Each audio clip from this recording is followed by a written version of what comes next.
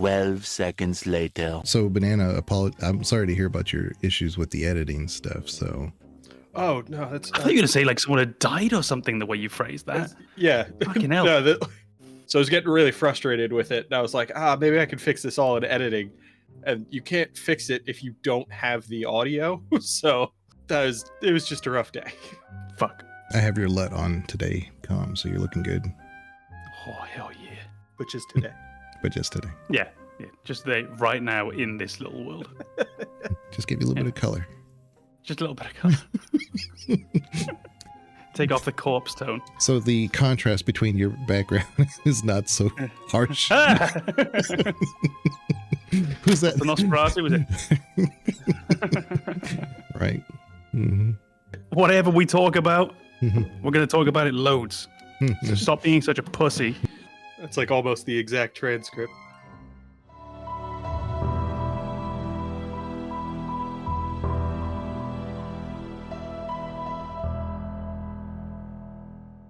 Before we begin, the Gamers Advocate would like to remind you that any episode could contain game spoilers, so watch or listen with discretion. And now your hosts, AM Comnenos, Banana, and Legion. Enjoy the show. Well, welcome on in to yet another episode of the Can't Gamers do that. Advocate. Can't do that. It's good to see you guys. Man, we record early, but you guys definitely look good early in the morning. For me, at least. Not so much for Com. But Shut the fuck up.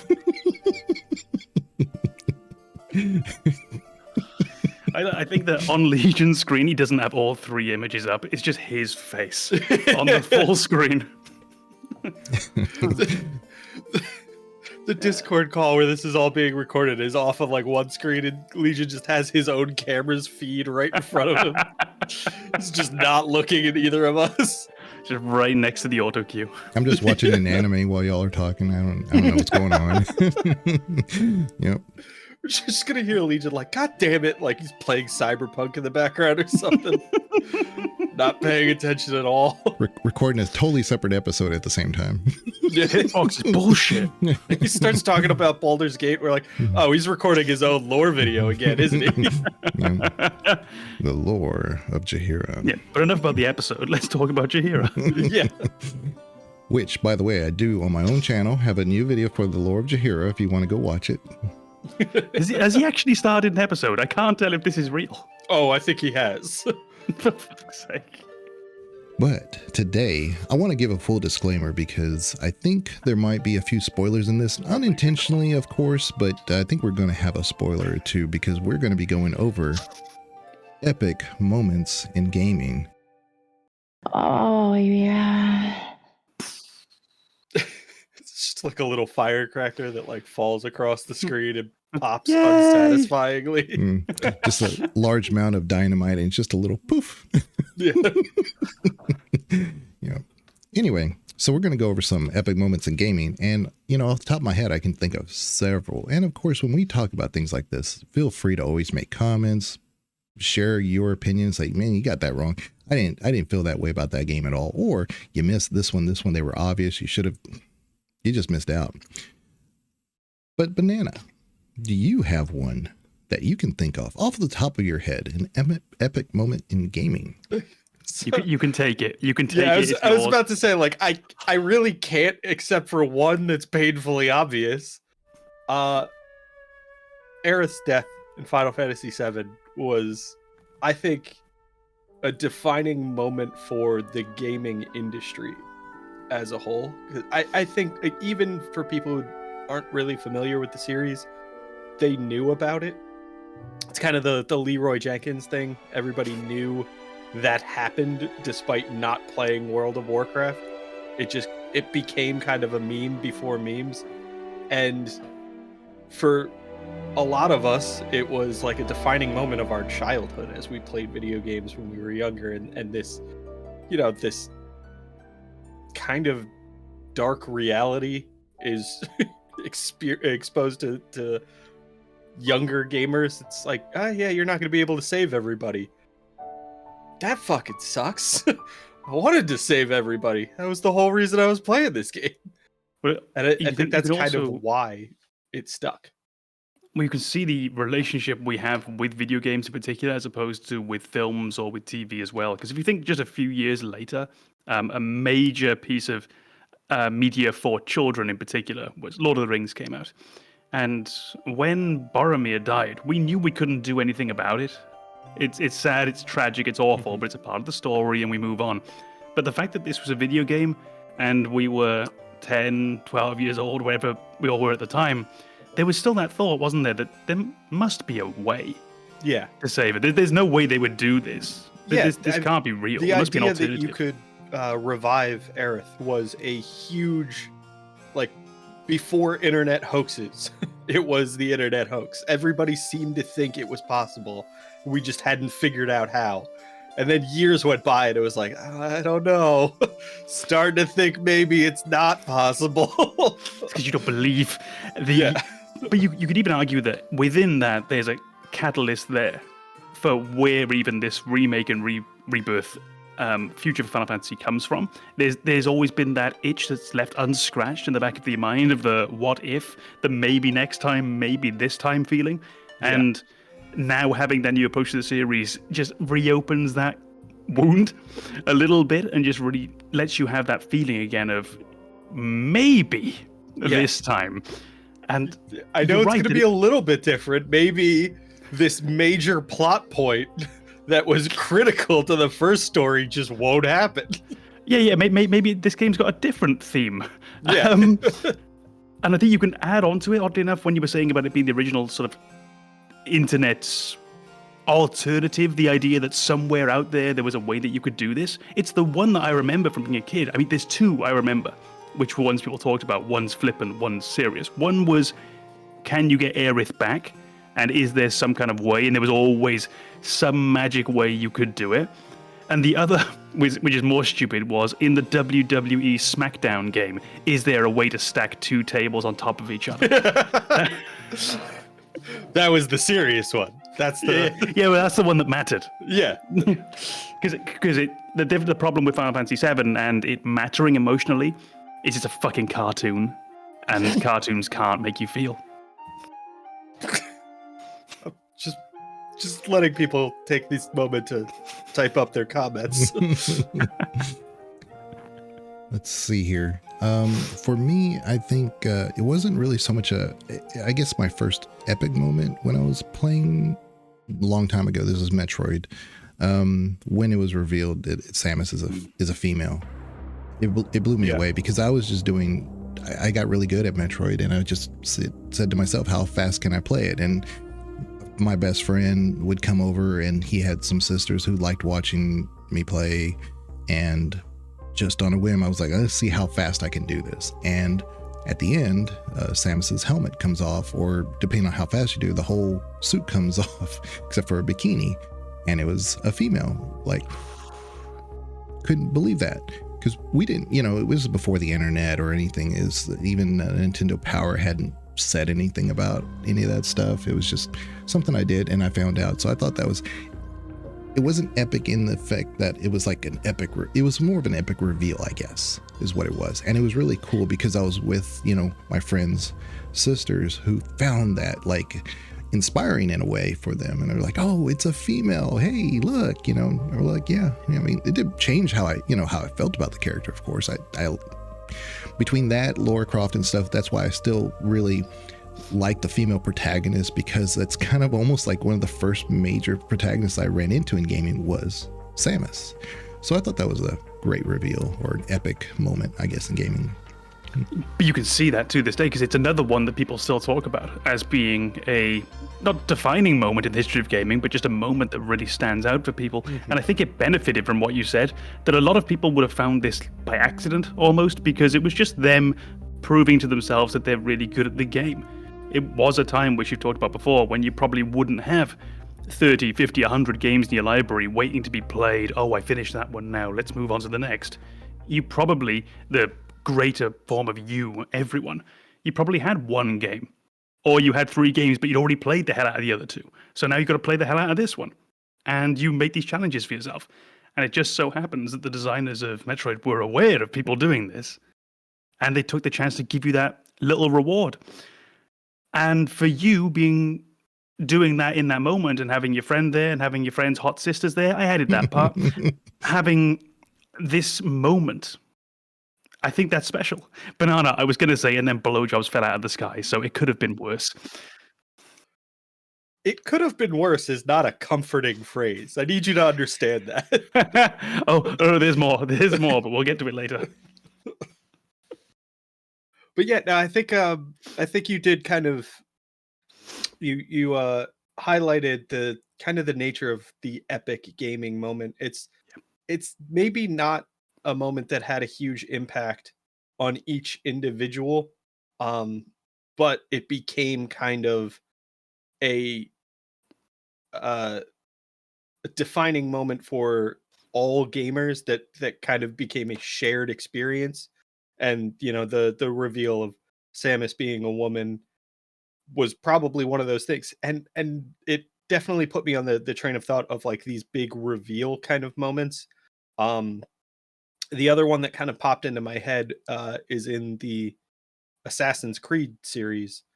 I forget, I want to say it's Assassin's Creed 2, but there's a moment where you're talking to one of the like original whatever that species was. I think it's Minerva in this case, but it's the creators of a lot of these artifacts that predate our civilization, and they end up forming the basis for a lot of our like polytheistic religions within the lore of Assassin's Creed. But you're having a conversation with her as Ezio, I think, and she looks into what is the camera in the video game to deliver a message to Desmond. And it's that reveal that like, all right, there's some deeper shit going on here. It's not just I'm gonna kill the Pope. there's a really kind of overarching story, and it's probably gonna go beyond just this character that we've been playing in this game, and the person outside who's learning this history this way is actually going to move kind of to the forefront as the main story moving forward. I think that was another kind of big reveal for people playing that series, that moment that we all just kind of immediately recognize, like, oh, this is a game changer. Well, I'd imagine that is one of those moments that was it defined a series that you went on to then go and love later. It's one of those moments that you can look back on as a sort of foundational stone moment for everything that came afterwards. Because if Assassin's Creed 2, or whichever part of Assassin's Creed 2 that was, if that was just where the series ended, you'd remember it as being kind of cool and that was about it. Mm-hmm. But it laid a foundation for everything that came after. And now can be the moment that you look back on and say, oh, that was the moment when I really realized this series was different in some way, that this series was something special. So it's a moment that its true value isn't in the moment itself. It's in the what came after. There's a lot in the moment, but really the what came after, and the fact that you can always look back and say that was the first moment when this broke the fourth wall or whatever it might be, because you say it looks at you, right? Yeah. At Desmond, but... Yeah, it looks into like what is essentially the camera, the way you're viewing this cutscene, and delivers a message to Desmond, but it really feels like they're speaking to the player in that moment, because what the fuck is a camera in this situation? Like, that only exists to communicate to the player what's going on. We're supposed to be experiencing this first person mode. Yeah. No, I think that would be one of those big moments, but for me, a moment more defined by what comes afterwards. It doesn't in any way change the value of the moment. Absolutely not. It still is a big moment. But I feel it's slightly different from the kind of other moment that we already mentioned, particularly the Aerith one, where I think the real impact is in that moment. Yes, the loss afterwards is awful, but it's the gut punch of the moment that really hurts. Whereas with this, I think it just feels slightly different. Yeah. The moment is big, but the long-term impact is so much bigger. Yeah, I think in the moment you're kind of like, what the fuck is happening? And it doesn't feel significant in the sense of like what is currently going on. It feels like the implications of what just happened are huge. And with Aerith's, it's very much like, oh, this sucks. Like, all of this sucks immediately. I have full understanding of the scope of what just happened, and I hate it. Whereas in Assassin's Creed 2, it was like, I have no idea what this means for me moving forward, but I do know something different is happening. That is a great way of saying it. Yeah, it's that real difference between this is going to mean something later, as opposed to, oh shit, now? Yeah. Oh, she's dead. Well, I think when you finish Remake, you will see that there's a couple of those towards the end there, which is, wow, that's a big moment, but I'm curious about what impact that's going to have going forward, and that's really where that moment will be felt. And I've got a moment actually in gaming which was a big the fuck moment for me, and I think it leans more into that Aerith side where it's really just holy shit, that was an amazing fucking thing that just happened. And this one probably won't have long-term repercussions. It was more just the realization of oh my, and it's Fallout 3, and it's the realization that you could activate the nuclear bomb in Megaton. And you could watch the explosion from Tenpenny Tower across the way, and you could see that actually go up. Because playing through the game, I found myself wondering, because I hadn't played Fallout 1 and 2. I knew of them. I knew that they were these choice-led RPGs. I had played some Baldur's Gate as a kid. I played some Planescape. I played some Wasteland. So I wasn't unfamiliar, and I thought I knew what I was getting in for, but I'd also played Oblivion, and I'd played some Morrowind. So I was curious, how are we going to mesh these systems together? And in a big open world like this, with the modern of the time graphical fidelity, with the depth that was put in, with the NPC schedules, all of that, are they really going to let us do anything really big that isn't defined very stringently by the main story? And that was the moment when I realized, oh shit, yes, I can. I can erase that town off the map. And not only that, but also get access to this new approach to one of the main characters too, in their ghoul form. So that for me was a moment where it wasn't about the long-term future of it. It wasn't a, wow, this has redefined my feelings about this whole series and the genre. That was just a really big, holy shit, they let me do that moment. Yeah, they had to take some risks there. And that's where Bethesda, when we were talking about, like, you know, for me, peak Bethesda was in that time period. And they had to take those risks because if you didn't play Fallout 1 and 2, what made them truly, truly unique is the versatility in which you could approach things. And in fact, you know, the end boss, you could negotiate terms instead of just defeat them. So that was entirely unique. It's like you had to like fight, this, and then you could actually, you know, do a persuasion check basically and finish the game that way. It was like of all, you would never think of like any modern game like Baldur's Gate 3 or something. Like, how about this, Elder Brain? Let's talk this out. You decide to just destroy yourself. And, you know, it just wouldn't be like that now. But that's, like I said, the original Fallout had a lot of... I feel like Baldur's Gate has those. I mean, I know it has those, but they what don't I'm saying, bypass the actual gameplay, but you do get those kinds of choices afterwards. Right. But I think I understand what you mean. Like just skipping that end fight is not an option. Right. No, that's what I'm saying. But that you could in the original Fallout, and so that's why it like took that to another level. So I think Bethesda really had to take those risks of, you know, the immersion and things that you could do in Fallout 3, like you were saying there, Com. So that's pretty neat. I lived the Mass Effect 1 timeline when it first came out. Like when the game came out, I was playing it. I was a big BioWare fan, still am. But when Mass Effect 2 came out, yeah. Nerd. But let me tell you about Mass Effect Andromeda. No.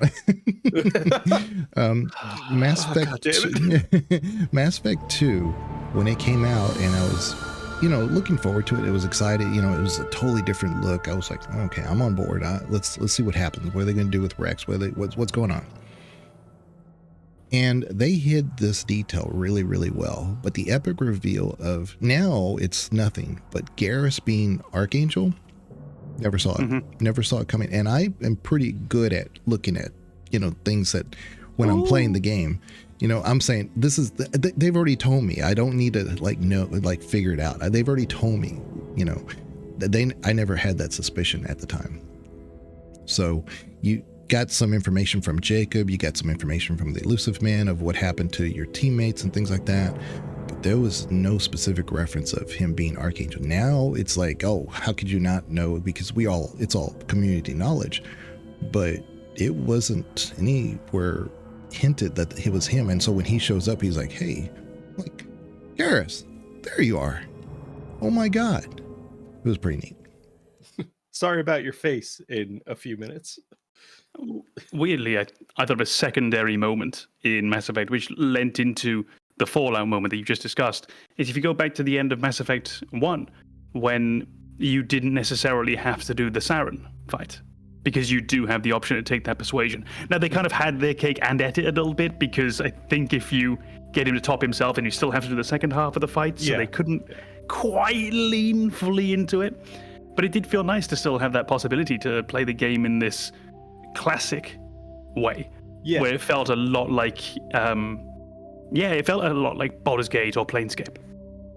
I think that they did find a way to like find that balance there, because I really feel like a lot of people would have been like, no boss fight, really? Yeah. And so having that kind of like, oh, you've built up your Paragon or Renegade score high enough to the point where you can like intimidate Saren, or break through and get to him and actually convince him to try something else.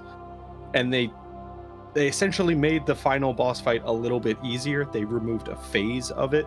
I think that was the perfect balance to say that, like, yeah, no, you're the path that led you here mattered, because you had to develop these scores to get to the point where you could actually reach Saren. But if you want to just use the default options and go into the fight, you can do that too. I think it was that perfect balance of rewarding a player, but also not being like, yeah, no boss fight, nobody cares, right? You guys don't want that. I mean, it was kind of perfect for storytelling too, because it wasn't just that you were a high Paragon level. It's that you also made him question himself the first time y'all met in that conflict, because then he had to put in more implants and become more indoctrinated. And so at that point, he's fully immersed into the whatever the Reapers are telling him. However, there is that little bit. And so the storytelling in Mass Effect is basically, as you know, for Saren is not the big bad. He's not. Mm-hmm. But he is the villain that you can kind of see yourself in his shoes. You can empathize with the position that he's coming from. I mean, the entire collectors before that, the Protheans, they tried as a group to do it, and they couldn't do it. So Saren's saying, hey, look, we have to work with them. Otherwise, there won't be any of us left. And I'm trying to save what little we can. So he's got a point. It's wrong, but he's got a point. And so this whole, like you said, to get to that end game gives you that option, because if you're paying attention to the story, he's still got that little bit of humanity in him. I'm still trying to wrap my head around like what actually defines an epic gaming moment, because I think we have a lot of those that became kind of, a core shared memory among the gaming community. Things, pretty much anything that became a meme about gaming. Your princess is in another castle. That is a defining moment for video game. Anybody who plays video game is probably familiar with that. The cake is a lie. Anybody who plays video games is probably familiar with that phrase. But there are definitely those moments where like they became kind of a fixed point for the gaming industry as an example of kind of the extremes you could hit with the genre of medium. And I think the Psycho Mantis fight is probably one of those, to say that like everything we knew about video gaming could be abandoned because that fight is not anything familiar. At no point in any other video game have you ever been like, what if I moved my controller to the second slot? I think that is not just for like the gaming audience, but game developers as well. That was a defining moment that was like, hey, we can do some really weird stuff and have fun with this that you can't do that in a movie. There's no equivalent to that. The like, you're watching it wrong, do it differently in a movie. That's not a thing. And I think that moment was, an epic gaming moment for everybody, because it was like, oh, gaming is unique, and we can really embrace that now. We have this unique example of a way to break from the norm, the established traditions of gaming. I think it opened people's eyes to the ideas that there are other ways to do that. We just need to find them. Yeah, I think for me, now that I'm thinking about it, it's another BioWare game. It's going to be a really well-known one now, but you guys may not know it. So I'm cautious about talking about it, but it's Knights of the Old Republic. And the original Knights of the Old Republic. And when that came out and the reveal that came with it was pretty astounding. There's very few of us that I could honestly say that we saw that coming. But it all made sense. It was the classic BioWare. Me and Banana have talked about this before, where they give you all the information up front, unknowns to us. We just think they're giving you a tutorial, but they're actually telling you everything up front, but somehow weave in the story enough to make it seem like it's just part of, like I said, the tutorial or some other kind of embedded information that you just need to get through the game. But Knights of the Old Republic, where you are Revan. You didn't know this, but you're playing it as like this, soldier in the Republic, and you're on some ship, and you wake up and you go through the whole thing. You somehow, like, you're embedded with the Force. And from what we know from the Force from the movies, they find them when they're real young and they train them so they can become adept and everything. Suddenly you're adept at everything. Everything you do, you're really good at. How? Well, that's because you were always the bad guy. You're always the antagonist that you were trying to, like, go against. And so when you meet supposedly the big bad, it's basically your pupil.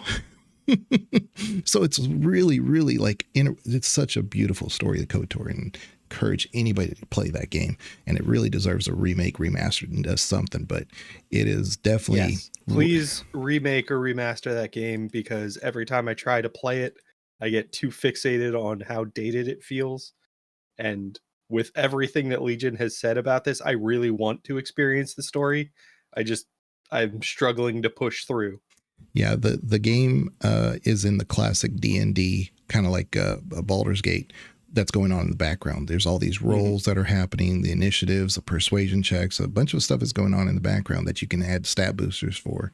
But with that, there's other little mechanics, like whether or not you have the ability to slice things, kind of like a thief or something, or to repair.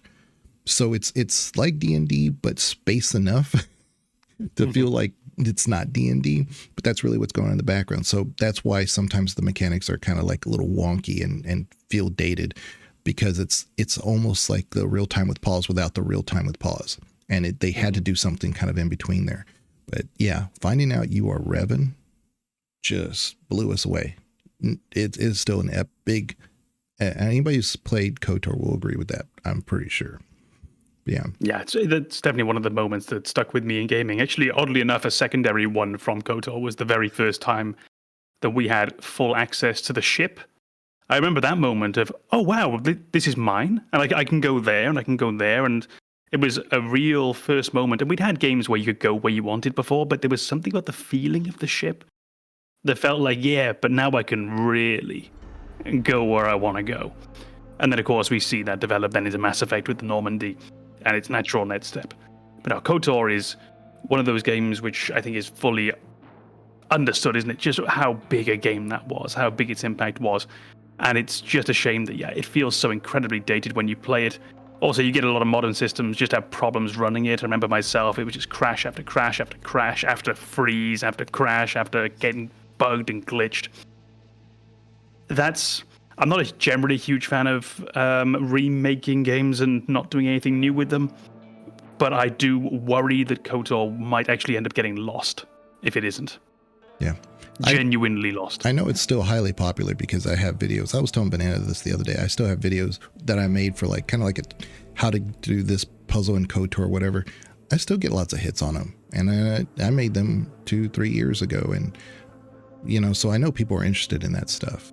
I can offer you another moment, and it's a very different one, because I think it's a fairly unique moment in gaming, in that it's a moment that leaves you feeling incredibly uncomfortable. And it's not designed to leave you feeling good by the end of it. Now, you get this a lot in horror, of course. Horror's whole thing is we're going to leave you to such a point that you really can't look away from this. Now, you are so uncomfortable that you need this to be resolved. You're so uncomfortable, so unsure of yourself that there has to be an ending. This moment made me just want to turn the game off as like a 13-year-old kid and never want to look at it again. And it's Metal Gear Solid 2. The codec calls late in the game with the AI. That messed with me as a kid more than I could possibly imagine.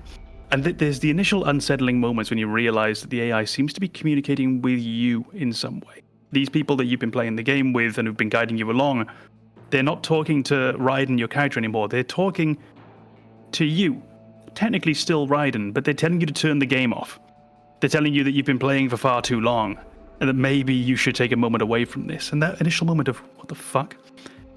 And then getting a little bit further and realizing, and this one is more with the benefit of hindsight, because I think, again, being a child, it didn't really hit as hard as it did.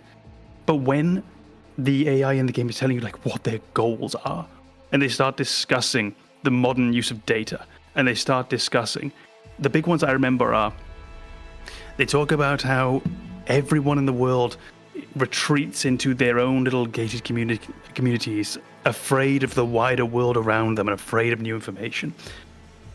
That and the line, with all the information that's out there in the world, with all the junk that's out there, with all the mess that's out there, no one is invalidated, but no one is right. That moment of just, oh fuck, that just makes me quiver on the inside, especially now with the benefit of hindsight, because this was what, 2003, 2004? This is long before where we find ourselves today and where we found ourselves in the last decade with social media and the compartmentalizing of society on those platforms. And this was speaking to that idea already. And it reminded me of a documentary I once saw by a man called Adam Curtis, and it was about Vladimir Putin's politics.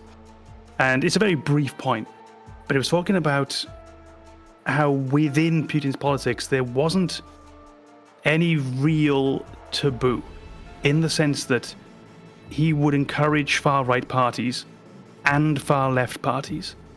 And you would encourage centrist groups, and you'd encourage environmentalist groups and industrialist groups.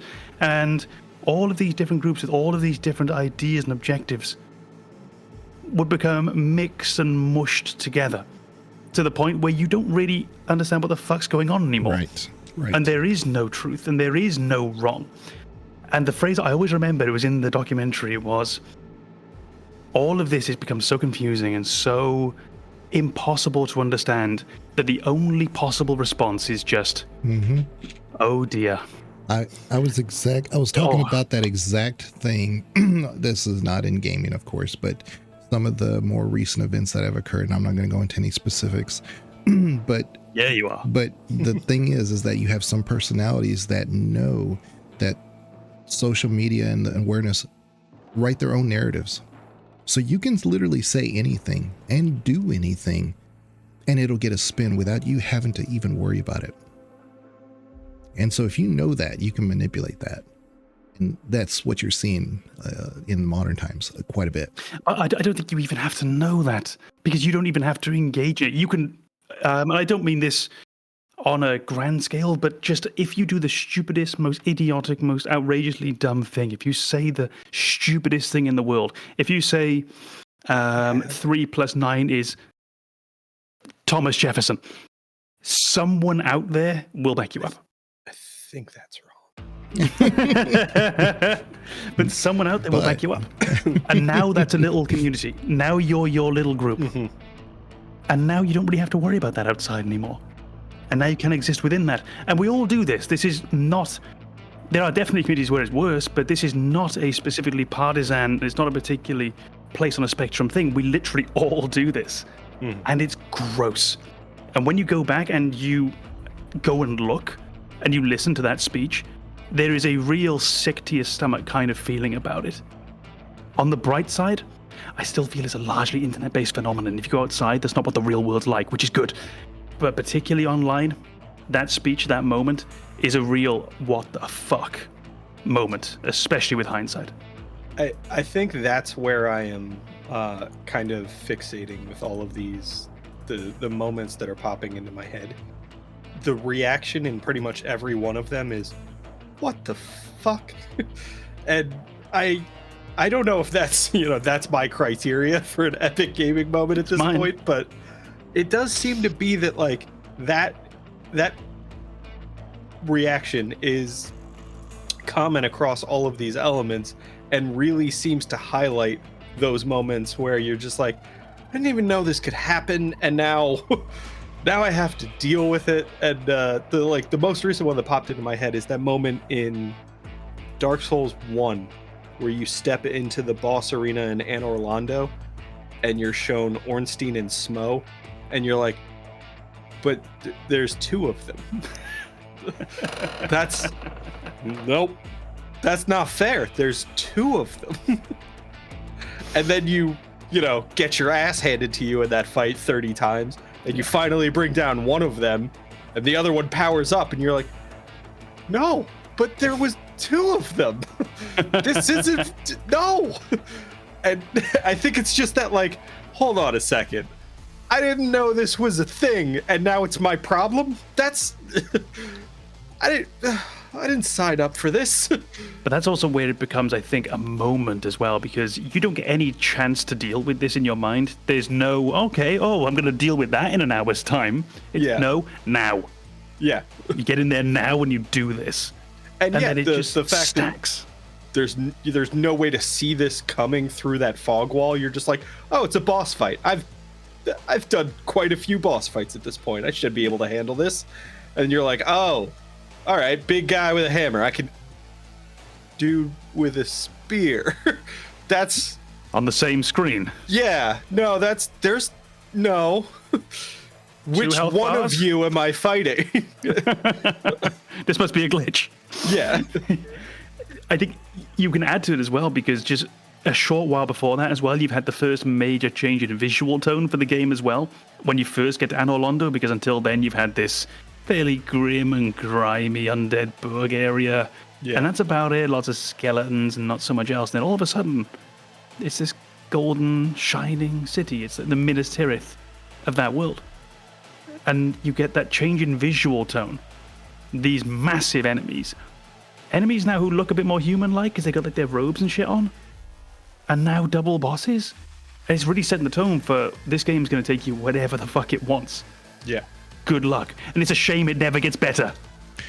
Yeah, and that's it's really good that we focus on this topic. I'm glad you brought it up, Com, because that's the difference in gaming and, like, say, real life, because these big reveals, sometimes we don't like them in real life. Is this a pregnancy scare? Exactly. It's one of those things that's like, yeah, great, wonderful. It's met with not much optimism when they exist in real life. But in gaming, it's like, oh, that's neat. Okay, that's interesting. I don't like it, but I like it, Yeah. I think that's the other thing with gaming is the initial reaction is typically like, oh, I don't like this. And then it becomes almost a beloved moment. Like, yes, the Ornstein and Smo fight is almost a rite of passage for people who play Dark Souls at this point, and it's become this kind of unifying moment where everybody be like, "So how'd you feel about the Ornstein and Smo fight?" Yeah, welcome to the club. It's that weird, off. Yeah, that weird like positivity that comes from. Yeah, no, I remember that. Good times. Yeah, that sucked. I hated it. But it's that moment that you can talk about later with everyone, and everyone will remember that specific moment, which not every game has. And sometimes a game has so many of those moments that you almost merge them together. I think Elden Ring suffered from this. There wasn't really a single boss except for Melania, but even then it was a different feeling because not everyone got there. There wasn't a single boss that you had to do, which I think was the one that you went and talked with your friends then and said, like, did you see There was more like, oh, I really liked Radigan. Yeah, me too. Did you see Margit? Yeah, I did. Margit was great. But did you see Godric? And we all had our own different moments, and which is a great thing because it meant the game had millions of amazing moments. Yeah. But we didn't have that one big unifier where with Dark Souls 1, I think we all went, what the fuck was Ornstein and Smaug? Yeah. Yeah, I think it's this weird thing that video games can do where like you bond over trauma, but it's not quite trauma. Well, it's all in a safe place, isn't it? Yeah, that's exactly it. It's you get the experience of trauma bonding without the damning effects of like, well, this is gonna haunt me forever. And that Ornstein and Smough fight is exactly that. It's that moment where you're like, wow, this I fucking hate this. I want to die. This is brutal. And then you come out on the other side, you're like, I want to talk to all the people who went through this shit. We're all going to commiserate about how we wanted to die. And ideally, some people who are still going through it. Yes. Yeah. So, it's interesting you bring up the trauma thing because I was on the fence about talking about this one reveal because it's Silent Hills 2. And so it had of course it's a remake, I should say. Well, it's kind of both. So I was hesitant to talk about it because it's so new, but it is an old game. They didn't reinvent like how the story goes. The reveal is the same, right? Yeah, the reveal is the same. Yeah. And that whole reveal where, you find out what happened to Mary because, you show up in the town of Silent Hill and all these things are going on. It's similar to like what I've talked to Banana about the game telling you everything, but without, telling you everything. So it's revealing its story in pieces and everything's there. But then once you know how everything works, the whole psychosis stuff starts fitting as like, oh, that's why this is this. That's why these figures are shaped a certain way. That's why this one figure attacks this one person a certain way that's different from the other ways. And everything's there. But yeah, the end reveal when you find out what happened to Mary at the end of Silent Hill 2 is just you're not the protagonist in this story. You are the enemy. You are the reason for all this issue. Yeah. And so that's why it's spooky. That's why it has to stick with you. That's why it's almost like oily in the way that the imagery sticks in your mind. It's supposed to be that way because you are the cause of all this. I love that. That's a very common thing, isn't it? That when a game can do that, when it can make you realize that you've been in the shoes of, and it can be an antagonist on different levels. It can just be the thing that set this in motion. It could be the thing that's actually doing all the bad shit that's in front of your eyes. It can be the person whose psychology is causing this to happen. When it can put you in those shoes and then make you realize what you did, there's something special that gaming can do there. Heavy Rain was probably the most famous version I can imagine, where at the very end of the game, there was that moment of, oh, fuck. Oh, probably shouldn't have been so good at the game. But that idea of a game giving you all the clues beforehand, it has to. Because if it doesn't, there's no payoff. Like, I have to have been able to know, or I have to have had enough foreshadowing, or there has to have been enough of that vibe just underneath that I know something's right, but I didn't want to see it. Yeah. I didn't want to see it, or I didn't quite have enough of the puzzle to completely put it together. There needs to be something like that. Otherwise, there's no payoff. Otherwise, it's just a twist. Yeah. I think it's that realization that has to, like, all the pieces have to fall into place when you're given that final piece. Just like you're finally shown the full context and you're like, oh, this all makes sense. And I think without that, these don't have quite the impact. But yeah, I think that feeling of, or that ability to make the player feel a little bit kind of dirty with their own decisions is something that's kind of unique to video gaming. And I'm thinking of that reveal at the end of Shadow of the Colossus where you're just like, oh, am I the bad guy? I think I'm the bad guy. Yeah. Fuck it, I'm going to be the bad guy. That one's extra painful, though, because you've started to realize a while before. Yeah, you are definitely given more than enough clues of the... Are you sure? That's exactly it. It's that, like, I'm doing what I have to, so this is all okay. And then you get to the end and you're like, I should have seen this coming. There was one, I never finished it, and I plan on going back to it at some point. But I remember when I was playing Dredge, I had this really gross feeling about that weird motherfucker on the island. It's really gross feeling. Something didn't quite feel right. And I was told by a friend that there's something a bit later that will go a long way towards reinforcing that. And there's something that you should have really realized, because he is as gross as he sounds. He is as unusual as he sounds. And I like that the game actually said to you, yeah, you should have known this. This was clear. But you were so tied up in your video game logic. You were so tied up in the, I have to check this box. This man wants these things, therefore I will do these things. That you didn't stop for a second to think about the reality of what you were doing within this world. And I like it when a game just punishes you for that, because it just makes you rethink the whole idea for a short while. And sure, then the next day you turn on Tales of Arise again, and now you're doing every side quest for every motherfucker you find, because why not? But it just makes you think for a moment. Yeah. Diablo 2, when you get done with that, when I was playing, when it first came out, it was tons of fun. You get done with it, and then when they said there was going to be a DLC, I'm like, how? But in the original game, of course, you have Marius and how he's going along and stuff, but he collects his own Baal, I should say, who's going to be the main enemy in the DLC. Yeah, because you destroy Mephisto and Diablo, but I feel like that one just snuck by, Legion.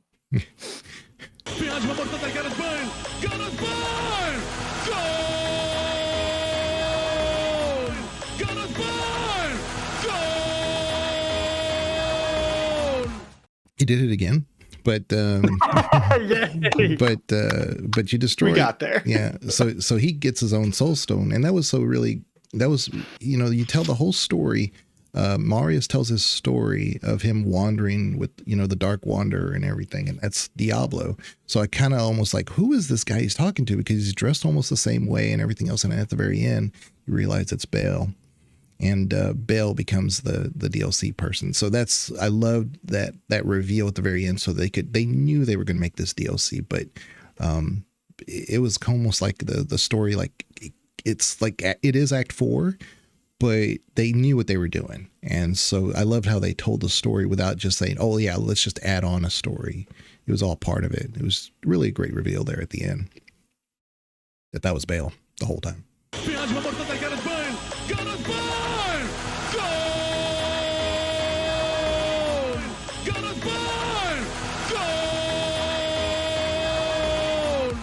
I always meant to play Diablo. I've still never to this day played any single Diablo for even 5 minutes. I own Diablo 3, but just never played it.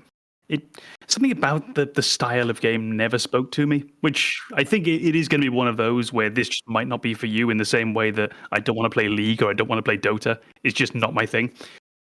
But maybe one day I'll break it out for maybe do a little stream of Diablo 4. It's got a great lore when it's all there, but as a gameplay, even nowadays, I would say maybe not. But back then, it was hella fun, because you just did the same thing over and over, and you get this rare item and that rare item and whatever. It was just kind of like a Easter egg everywhere, because it was random loot, and so you're constantly doing things so that you get this or get that or whatever. It was that kind of game. So. Nowadays, you'd probably be better, I think, in the immediate moment right now, would you be better off playing Path of Exile rather than Diablo? If you were just looking to try the genre, try that kind of game? Yeah, because it's basically it combines some of the best elements of all of them and more. So it doesn't just do what was successful, it does a little bit more on top of it. Now, there are other things that it doesn't do as well, but I would say as a whole, there's no story that but I'm there for the story. That's why Diablo 4, when it came out with, it's like a lot of people, I get it. They didn't like the grind, and so they changed it from a grind to be more like Diablo 3 and now whatever. But I was there for the story. The story in Diablo 4 to me is excellent. I have a completely different game for a what the fuck moment. Is this a what the fuck moment or oh my gosh moment? I feel like it almost turned into a what the fuck moment. Yeah. Okay, this is my big WTF moment. That sounds lame. Let's not call it that. What the fuck moment is better. It's a classic, and I think pretty much everyone would know it, but Bioshock. You play the game, you are self-made, man. You're motivated, you're going through this world trying to find the answers to all of your questions. You're trying to get access to the owner of the city that you found yourself in, and all of a sudden you realize that maybe you weren't. Maybe this wasn't entirely your choice. Maybe you're being controlled by someone else. Maybe the bad guy isn't quite who you think they are. And the very, very famous "Would you kindly" moment of Bioshock is one of the moments in game in which I had not spoiled for me, but I had kind of spoiled for me. Where just someone told me, it's going to be amazing. You're going to get to this bit and, it's going to blow your mind. And it's a bit like when you go and watch a movie with a twist and someone tells you there's a twist. So you spend the entire time watching for the fucking clues for that twist. Similar feeling. Despite that, it still got me. Because I just realized that, yeah, of course. And I should have known because the accent all the way through, a buddy of mine was saying, has a goofy accent. Doesn't quite sound right. And that realization of, he speaks in a really weird way. We didn't pick up on the phrasing exactly, but he speaks in a weird way. Why is he speaking like this? No one does this. And then being hit by the bombshell of what actually had happened. And then you get to punctuate that bombshell by literally embedding a golf club in someone's face. And the game not giving you the choice not to was astounding. So Bioshock has always stuck with me as just one of those massive what the fuck moments. And then the fact that the game just keeps going as well. I think it never gets worse. It keeps up the pace so well. Bioshock 1. Yeah. Yeah. Because, I mean, I know when I first played it, I was like, oh, okay, you crash, your plane crashes and you go down to the thing. And I'm like, where else are you going to go? You almost don't care. It's, I'm playing a shooter. Oh, and look, I've got magic powers. Cool. Oh, and there's a bit of this Ayn Rand bollocks in the background. Fine. So I pulled up a resource to look at for just epic gaming moments, and just because when we first brought up this topic, like nothing came to mind for whatever reason. The big one was Aerith's death, and then it was like, have I played another video game ever? Also, I hope Com doesn't say this first. Yeah, yeah. But there are a lot of the ones we've talked about on here, and I've still not played BioShock. I know I need to. I have it. I think it was made free on 15 different platforms, so I have a version of it. I just haven't gone back and played it yet. But just the phrase "Would you kindly" popped up on this results list, and I was just like, all right, I'm not going to look into this too much, but I know that this is one of those what the fuck moments. And I think even now, knowing that, like, I have an idea of what happens in that moment, it's still probably going to have an impact because of the way game immersion works, and just the idea that, like, you let yourself get sucked into the story. And I think for me, like, one of those things that is still upsetting going back to games I've already played is going back and playing Starcraft and the story and failing Kerrigan and knowing what happens to her still hits. It's still upsetting every time. It's still like, God damn it. What if something different happened? And it's that, like, that constant, I wish I could do better and avoid this. So I would say that's another one for me. The failing Kerrigan in the Terran campaign, and then playing as Kerrigan in the Zerg campaign and being like, oh, this doesn't feel great. To me, that was one of the best cinematics I had ever seen, is Kerrigan being left on being surrounded by Zerg. She was Zerged. Yeah. That was one of the best cinematics I'd ever seen it up to that point. Because she's fighting and she's doing well and blah, blah, blah. And then she's asking for backup, and backup's not going to come. Mm-hmm. But you have the ability to, but you can't do anything about it. Very frustrating. Mm-hmm.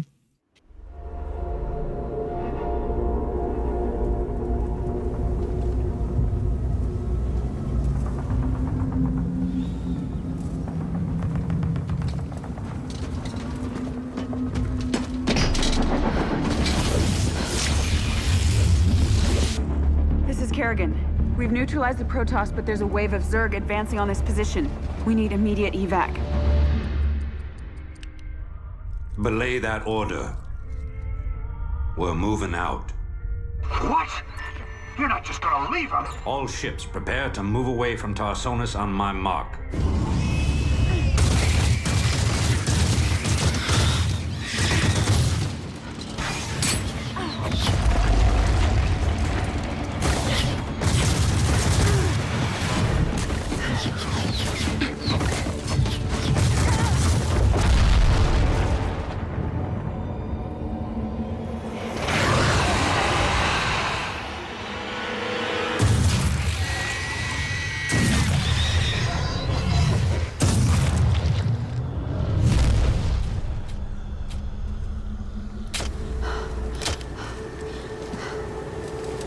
Boys, how about that evac? Damn you, Arcturus. Don't do this. It's done. Helmsman, signal the fleet and take us out of orbit. Now! Commander. Jim? What the hell's going on up there?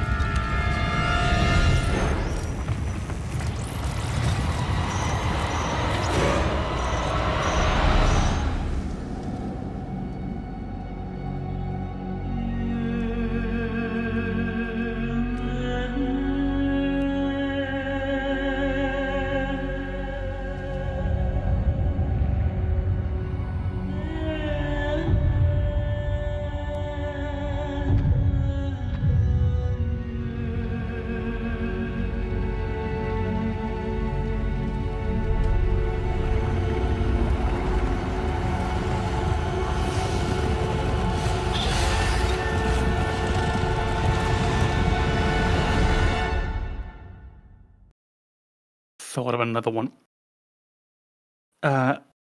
Halo.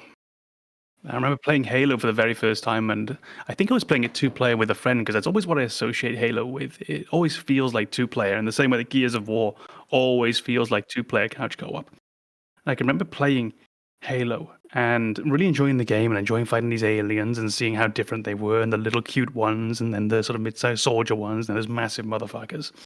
I was having a great time, really enjoying it, and the world felt expansive and interesting, and there were vehicles. What? And then you end up in, I think it's the library. And you're going through and just nothing's really happening for a long time. And then you find the other enemy. And that moment when you are first encountered with the Flood, holy Poor fuck. Jenkins. It's always Jenkins. That moment just blew me away. And it's not a moment that's stuck with me per se. It's not one that I think back now and again and think, oh, wow. But it is a moment just I remember in it, living it, and just that feeling of, oh shit, this is actually really, really bad. And Halo didn't make me feel that when you were playing it, because you were Master Chief. You had vehicles. You could always just get in, drive over things, your friends on the back, pop in the minigun, no problem. And now all of a sudden I actually don't know what to do. And I just really want to get out of here. Yeah. And I hate everything about this. The game made you feel that. That moment in Halo is one of those few times in video games where like the immersion hits you and you're like, oh, I don't like this at all. I feel vulnerable, despite the fact that I am not in any danger at all. I'm playing a video game, but I really don't like this feeling of being surrounded by an enemy I know nothing about. I've just learned that they're incredibly dangerous. Yeah. The another BioWare game, Dragon Age, the first one. See, a lot Never heard of it. Yeah, the Dragon Age Origins. So a lot of people's like, well, their fond memories is like, oh, it lets you do this, lets you do that. But what I think really got a lot of people, especially if you played as a human character to begin with. So you start off as a noble and you're part of the Kuslans and, you know, and so then you're betrayed by another member of the nobility. And so your family is wiped out. And so between all the Darkspawn fighting and everything, so it's all lost. Like, what exactly happened? You know what happened, but how are you supposed to convince everybody? You can't do anything. It's very frustrating. So the moment you go to the camp with the king and you tell him, and he's like, oh man, we're going to get to the bottom of this. And so you feel like you're going to get some justice out of all of that. And then he is betrayed by another member of the nobility, which is Loghain. And then Loghain's in cahoots with the same nobility family that, made sure that you were wiped out. Your family was wiped out. So it's all this like pent up frustration. So by the time you get to the Landsmeet, you're like, every one of you motherfuckers are going to die. Legion said motherfucker. Yes. I think that that moment of Kalen's betrayal, of watching him fall on the battlefield, is a devastating moment in Origins. It's just one of those ones that sticks with you because it's built up to feel like, well, the origin story, no matter which one you picked, was a disappointment.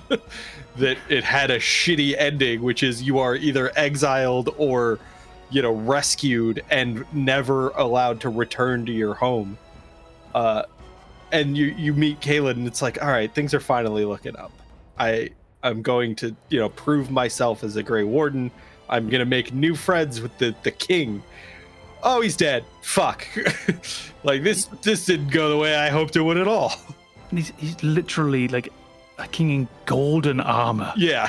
Long blonde hair. In my memory, he's got like this amazing jawline. He might not, I don't know. But it's just, how can anything go wrong right now? Yeah. I'm going to get a little while. He's going to send me on a quest. Then things are going to go bad, of course. It's a video game. And then Loghain happens. And Duncan happens. And just one by one, this impact of, oh, God. And it felt like it was one of the first times in a game that I'd really seen a good battle. It felt like I was watching Lord of the Rings or something, watching all the Darkspawn running in. I felt like I'd never really seen that before. When I'd seen battles, it always looked like there were like 5 enemies fighting each other. And this looked like a real raging battlefield. And the first time we see a real battlefield in a video game like this, the king gets his spine broken. And then Duncan gets killed. And then we see Loghain just walking away. Mm-hmm. That just sticks with you. You just feel that. And I think that's the right way to think about it, is waiting for that Landsmeet. And the entire time, you're just building up. You, as an individual playing the game, just building up this. No, fuck that guy. Apparently, he can survive right till at the end of the game. Bullshit, he can. Not in my world. He's a recruitable ally.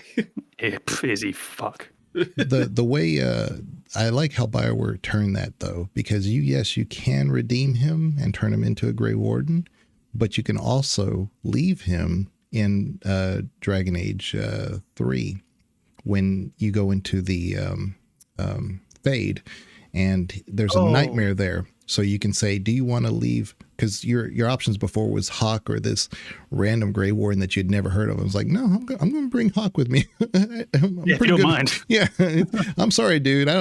I'm sure you're a great dude, but I'm going to leave you here. He's very funny. Yeah. Very funny guy. Yeah, but no, then you can actually leave Loghain there.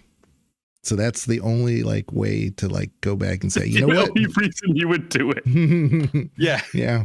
I'm going to go back to Origins. You redeem him and build him up just so you can sacrifice him later. Nah, that's not a pro move. Pro move, you kill him in Dragon Age Origins, and then you lie to the Dragon Age Keep. Say, I totally saved him. Yeah, put him in 3. Yeah. Put him in 3. Let me kill him again. Exactly. Yeah. It's I feel like we've hit so many of these just devastating moments. I need to kind of counterbalance it. And this one might not hit for everybody, but I think for the people who have experienced this moment, it is this kind of wonderful memory for all of us. And it is that first time in a Pokemon game where you pick your starter. That moment where it's just you're about to have a fun fucking adventure. It's just this weirdly uplifting, it feels like a big decision in the moment. It feels momentous. You're like, oh, this is gonna be my new best friend, and we're gonna go on this big long adventure. maybe save the world from nonsense as you progress through these games. Like when you get into the story of Black and White, like what the fuck is happening?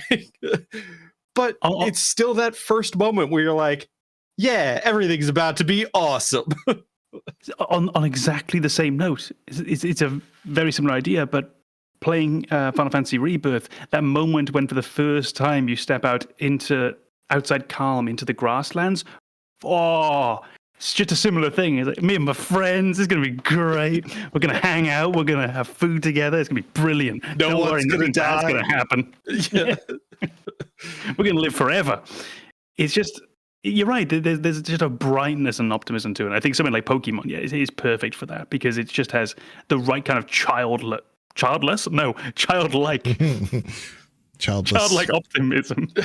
Childless optimism is a real thing. Yeah, no, childless optimism exists. This is just not relevant to what we're talking about at the moment. It's not the exact theme of the podcast. Insert thumbnail here. That's sort of special in the way that I think only certain things could be. It's a bit like if you had a Dragon Ball Z video game, you have a Pokemon video game. There's something about that can just go into your like the soft spot within you and just sort of find that and just give you a little tickle and say, yeah, everything's going to be fine. And nothing even that bad's going to happen. Then look at our friends. Look how cute they are. I think it's one of those moments that exists that needs to exist for every kind of generation of gamers. So, before the people who played Pokemon, there were the people who played Zelda and they got that it's dangerous to go alone. Take this moment. And they're like, oh, we're about to go on an adventure. This is awesome. And it is that indication that like there's going to be conflict. Like Pokemon it's a dogfighting ring turned into a video game. There's going to be conflict and you're signing up for that in that moment. You're grabbing the sword from the old man in the cave, who, by the way, why is there an old man in the cave just handing out swords? But it's that like, oh, I know what I'm getting myself into and I'm excited about it. And I mean, I'm an old gamer at this point, so I don't know what, the more recent generation's experience is with that moment. For me, it was Zelda and Pokemon to say yes, I am fully on board. I'm signing up for whatever happens. I'm excited about this. And I hope that moment exists for, other gamers who got into gaming after those games were popular and they have their own kind of defining moments along those lines. I can actually give you the one. There are actually two for me from Final Fantasy VII that gave me that, because that was the first game that I played as a kid where I was like, oh yes, adventure time, let's go. And there were two. It was the moment when you've just beaten the Thunder Baller, or whatever it's called, on the highway after the bike ride. Oh yeah. And then you stand at the edge of the constructed highway just looking out over the world, and they're saying, we're gonna go find Sephiroth, wherever he might be. Oh, let's go. And then that transition to the world map is that moment where it's like, oh, things just opened up. This is exciting. But then the big one for me was you go to Calm, and the music, which is still like one of my favorite songs in the whole thing. It's not a battle theme, it's a different kind of good. But you're in now like Bamberg, you're in like a medieval German town, and all you've seen for the last 5 hours is grey and brown, and it's really kind of depressing and bleak and cyberpunk. And now I'm in the past. That was another big one for me, because I think for most of us playing through Final Fantasy VII, you play through the Midgar section and it feels like, if this were the entire game, I wouldn't be upset. I wouldn't be terribly disappointed if the entire time I am working against Shinra and they are the big bad and maybe Sephiroth steps in and works on their behalf. That feels like it could be a complete and satisfying story. Yeah. And I'd be fully on board with that.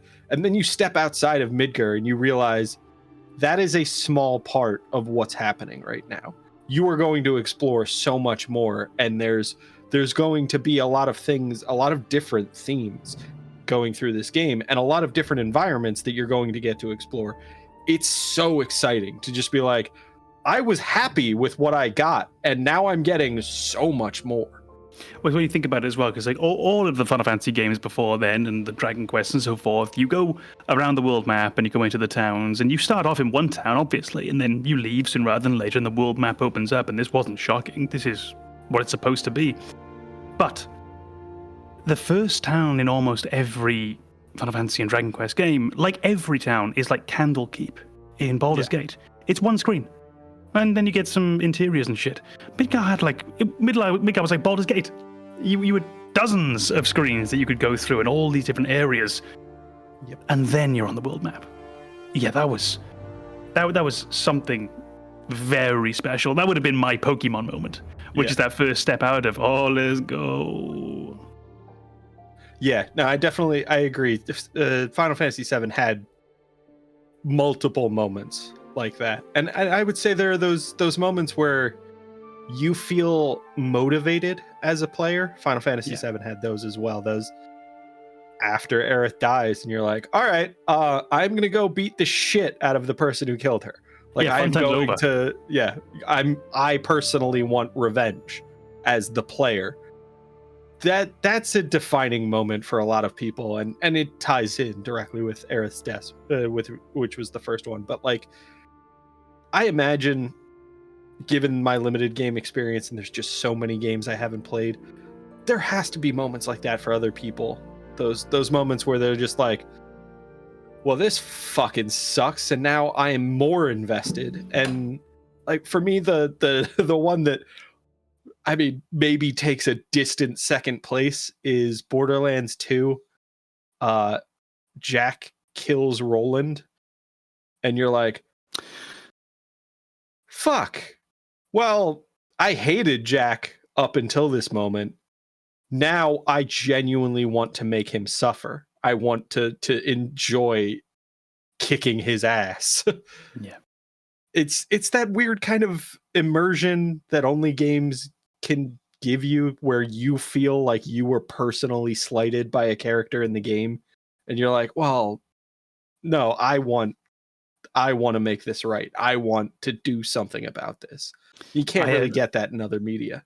I never felt more angry at Kefka than in the moment when I thought Celeste was actually dead. In that moment, I was just, okay, now this is, I know the game isn't over. I know I'm going to come back in. You are having it. Mm-hmm. It's a shame that I didn't get that feeling for longer, because they do cut that emotion very short. Mm. But yeah, I think that was just the era in which that was released. They felt the need to be a bit more gentle. Yeah, no, for sure. It's a very dark moment when you think about it as well. Yeah. But in that moment, I was ready. It's like, okay, no, now we're throwing hands right now. Like, I'm coming over. And I think if they had let that moment linger, or if Celeste didn't come back, that would have been the Aerith dies moment. That would have been the one we're talking about now, the one that stuck with us. We were like, this is horseshit. I'm pissed off, and this is going to something I'm going to carry with me moving forward. Yeah, but because Celeste gets back up, you're like, all right. I briefly was there, about to, I was about to burn this whole place down, but I mean, clearly I was overreacting. This is a very specific reference to the other game, but ultimately the Celeste death was more the Cait Sith than it was the Aerith. Yeah, yeah. I feel as though we're probably coming up towards the end, just time-wise. So I wanted to see if maybe you had just more that you wanted to get out there that you didn't really want to discuss per se, just because of time reasons. But did you have more moments where you just thought, yes, this was a WTF moment? No, that sounds lame. This was a what the fuck. But we probably haven't got the time to go into it. I did have one I could throw immediately at you, which is that moment when you first speak to Sovereign in Mass Effect 1. That was one where that sticks with me of just, holy shit, this was big. Yeah. Yeah, because he doesn't speak how I thought he would speak. If you could it's very introspective. Yeah. It's like, okay, so I'm meeting this creature or something. I don't know what it is. AI? What are we talking about? Because even your companions say it's not an AI. They recognize there's an intelligence here. But yeah, it's. I think they nailed it with the way they presented him. So yeah. I think the two that they give character to, him and Harbinger, they both really feel like developed characters. And you get from those two enough to say that every Reaper you talk to probably has a very different way of approaching you in their own way, because they are different personalities. So, well, we give you two and we show you what they are. We give them the commonalities and the differences, and then we let your brain do the work for the rest. And even I think you're right. And even Leviathan does too. Is very different. So, I think for me, and I, like you said, we have enough time. Don't worry about time. Speak for yourself. Man. Anyway, so thanks for coming today. And no, but not you. We can finally start the episode. Yeah. Oh fuck. Yeah. I don't think you guys have a ton of experience from what y'all told me. Maybe you do for MMOs, but MMOs are just riddled with epic moments. It's just that they are a personal situation type thing. Like you can be in a party of 4, just like, doing a regular little quest or something, a little instance in World of Warcraft or something. And it was just a little nothing thing, but to you it was epic because of whatever happened in that situation. So MMOs are kind of like lend themselves to those epic moments constantly, just because of the variety and things that could happen just between you and your party members. But I can say for me, when I was playing World of Warcraft all the time when it first came out, the first raid area, which was the Molten Core, the end boss was Ragnaros, and he was so difficult to get to because there just wasn't the gear that you needed to get to that point. You had to grind the area over and over and over again so that everybody, because these were 40-man raids, 40 people. It's like herding cats. And everybody had to have enough gear to just be able to do damage that they needed just to get through the area. And that took a long time to get 40 people geared up to do that. So I know when I finally got to that end boss, we did as much as we could. We were very competent, but we were still struggling. And we finally got really, I think it was 5% left. And there were these ads that were going to be coming up because they were on timers and stuff. And it was just down to it was 2% or something. It was just me and a ranger. And I was a priest, so I was just healing everybody. So I couldn't do much for damage, right? So I was just throwing my wand at him over, and I was like, we're going to get him. We're going to get him. It's just 2%. But that 2% is a lot when you're talking about those bosses. So we did as much as we could. And then finally, I think I was the last one standing because my ranger just had died. And I threw my wand or whatever I had at him, and it finally died. And I just had a sliver of health left. And that was just everybody, because otherwise you got to redo the whole thing for everybody. But what you've had there is one of those organic moments that the game let you have. The game didn't give you that moment, it let you have that moment. And that's where you get the moments in games like XCOM, where it's not a story that everyone's going to be able to tell. It's not that we all went through this defining, shattering story moment together. But all of us have our own individual stories about that one time that X happened and the one time we had this really clutch moment. And I think MMOs are great for that. The one MMO moment I think though that people can have and they can share together, and I wasn't playing at the time or ever, so that was a weird sentence, is when Final Fantasy 14 destroyed their own world back in I think 2011 2012, when they decided that this isn't working, this needs to be redone. And we see that now in 2025 the game is still going, so seems like they made the right call. But they have a cutscene where we all can sit together and watch the world end around us and then be reborn new in essentially what is Final Fantasy 14 2. And then it's one of those odd moments in an MMO where everyone had that same story experience, and actually, oddly enough, at the same time as well, if they were doing it live. Yeah, I think MMOs and PvP games kind of create the opportunity for epic moments based on, the random experience that you don't really get in a single player game. I think single player games feel a little bit more controlled, and you might have those clutch moments where a character used a low success technique and it landed and saved the day and everything, but it's not quite as big a deal because it's not shared. But when you get into MMOs and you get into those PvP games, particularly the ones that became esports, became elevated to this kind of shared platform where watching people play them became kind of its own thing. You have those moments where, you know, a single player clutches a victory in, you know, CSGO or Overwatch or something, and it's this big defining moment for that tournament or whatever was happening. I think those epic moments, you know, probably didn't make our list, but they are still very like wonderful experiences within gaming where people can kind of come together and just recognize like, well, that was really exciting. That was something that, you know, we don't get in other media. That's something we don't get to feel like we were a part of, uh, unless gaming, you know, reaches this point. And I think MMOs and PvP games give you that opportunity in a way that single player games don't. And I think I remember certain events in raids in Destiny 2 back when I didn't hate that game. They were really, really fun for those moments where it was just like, oh, everything has gone wrong. How are we going to try and rectify this situation? And those are some of the funniest moments in games. It was just like, I am panicking. I am overwhelmed right now. There are 6 of us, 5 of us are dead, and I need to clutch in this moment to get us through the next checkpoint where everybody comes back and we get to move forward.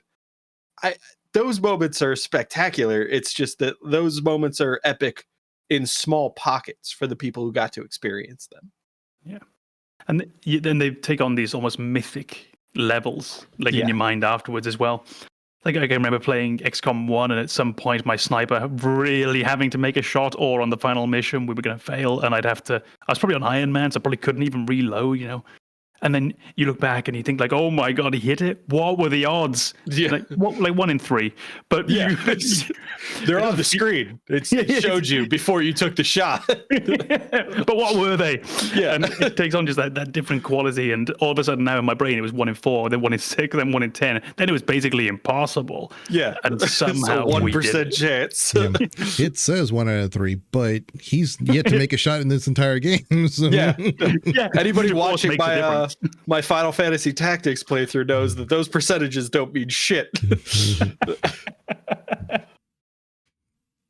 Yeah, I have several of them from other MMOs, but we don't have the time to go over every single one of them. So, now time's a concern. Yeah. Now that Legion made his point. Well, I just figured time to end. Since a lot of people have played WoW, that I thought that was kind of, you know, a lot of people could probably click with that. But yeah, MMOs are definitely one of those. You know what a lot of people have played? Fortnite. But I actually don't have any stories about it. So about Fortnite, yeah.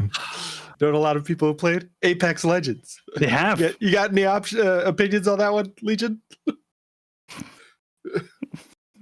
Weirdly, I have played it, and we have the same amount of kills. I'm perma-banned from Apex. Yeah, so. Legion was banned having never played the game. Yeah. And it's like, it's funny because it's like, oh, have you ever, like, it comes up naturally sometimes in chats when I'm watching like streams, like, no, I'm banned from Apex. And they're like, oh, you must have done something, but you did something. I'm like, I've never even launched the game. Yeah. He was trying to give his heart to the audience, and they banned him. Terrible. I had the same experience with Elden Ring. The first time I logged into Elden Ring, I was banned from their servers, and I was like, I haven't even played the game yet. And then I installed the seamless co-op mod, and it was like, oh, I don't care anyway. I wasn't going to use your servers anyway.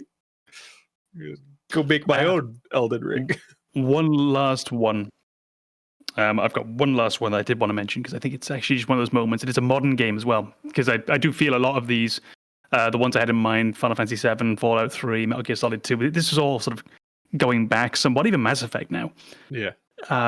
This one, it's still kind of going back, but Bloodborne, the moment after you've defeated Rom, and all of a sudden the world curtain essentially falls and you see what was there the whole time, and you get this different perspective on everything that's in front of you. And all of those hints at a Lovecraftian horror that had been placed down are now suddenly revealed to you in just one moment. That for me was a big moment of, okay, what the fuck is actually happening now? And I'll never forget that. And that's really what made Bloodborne special for me, because in the same way that fighting Ornstein and Smaug and just the game feeling so different now, Bloodborne did the same thing. Not through a fight, but just with its world. Yeah.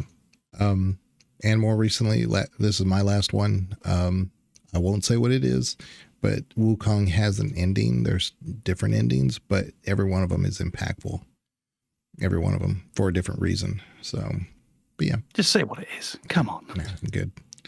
I think that one's still fresh that we want to avoid spoilers. It's more of a WTFH moment. What the fuck happened moment. Yeah, no, it's pretty epic because you realize all this was, I mean, you went through the whole labor of, the game and fighting all these bosses and doing everything. But if you go straight through and just fight the main ones, you get a certain ending. If you do the ones where like, oh, let's actually follow the story path, and you realize there's probably like these hidden areas or areas that I must have missed. And you go back and they open those up, then you get a different type of ending because you're actually fulfilling the stories. So, yeah. Play Wukong. So I don't have, just one more I wanted to say, but like there's so many now that I'm thinking about it now that we've been going about this topic that are like coming into my head. And I think, there are some that like just need to be mentioned. All of Chrono Trigger, I think, is an epic moment. Like that entire game is just filled with them. There's that moment in Super Metroid where you're saved by a Metroid. I think that's a big moment where you're like, well, I wasn't expecting this. All right, things are different now. And then the big one that for me that I remember was Super Mario World. That first time you encounter Yoshi, where you're just like, I have a dinosaur friend now. This is the coolest game ever. Because that came out of nowhere. There was no setup for that. There was no like story that led you to that point. There was no hinting at that in Super Mario 3. It was just like, here's Super Mario World. It's a new Mario game. We added some cool shit. Have fun. And then the cool shit they added was, a cape. All right. That's interesting. That's fun. There's a dinosaur. I get to ride a dinosaur. This is the best game ever. Well, if you liked this episode, give it a like. I did. Sub are free in YouTube. Comments are always appreciated. If you like Yoshi, make sure you sub and hit that alert icon. If you don't like Yoshi, you will not do that. So that's how that goes. I appreciate everybody. You are the only person on the planet who doesn't like Yoshi. Yeah, so therefore, everybody who listens to this should be subbed already. And yeah. Anyway, we will check you guys later. Thank you very much. Bye-bye.